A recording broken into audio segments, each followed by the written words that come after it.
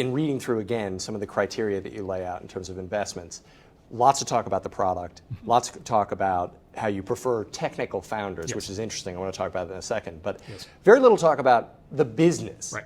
And so again, this goes back to this tension of product versus business. Sounds like you are very focused on product. Well, we don't believe there's a tension between product and business. We believe there's a staging, which is in this industry, you don't have a business until you have a product. And in particular, you don't have a business until you have a product that a lot of people want.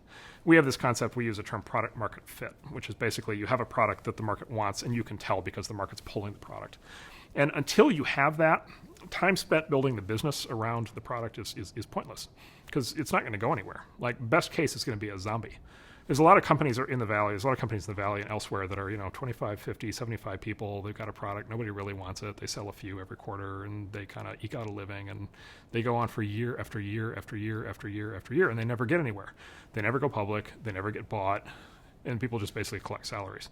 And that's not what not what we want to do. And that's not what super high potential entrepreneurs want to do. So what we basically say is if you want to build a big success, you got to nail the product. You got to it's got to be a killer product. It's got to be something that has product market fit. When you have product market fit, then you build a company around it, right? So then you build a sales force, and then you start doing marketing, and then you start doing business deals, then you start expanding internationally, and you do all this other stuff.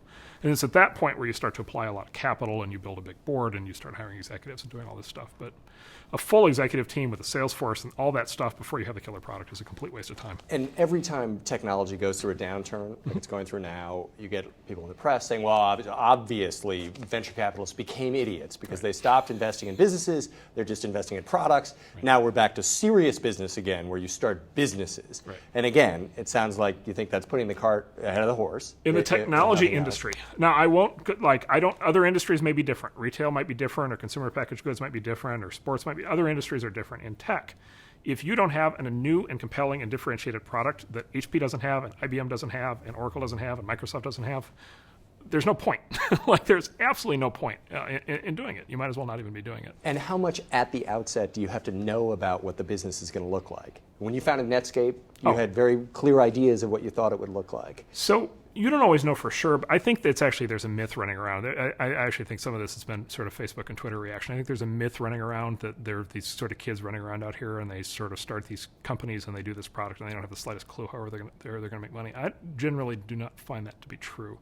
Even when people say they don't know how they're going to make money, we just don't want to tell anybody. They don't want to tell anybody.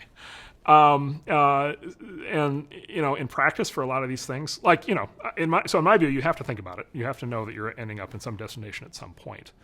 And in my experience, the great entrepreneurs who really want to build companies, they're really smart at thinking about that. And they may not know for sure, and they may, they can do, or we can do an Excel model just like anybody can do an Excel model, and it almost certainly won't be true, but you generally have some idea of how it's going to work.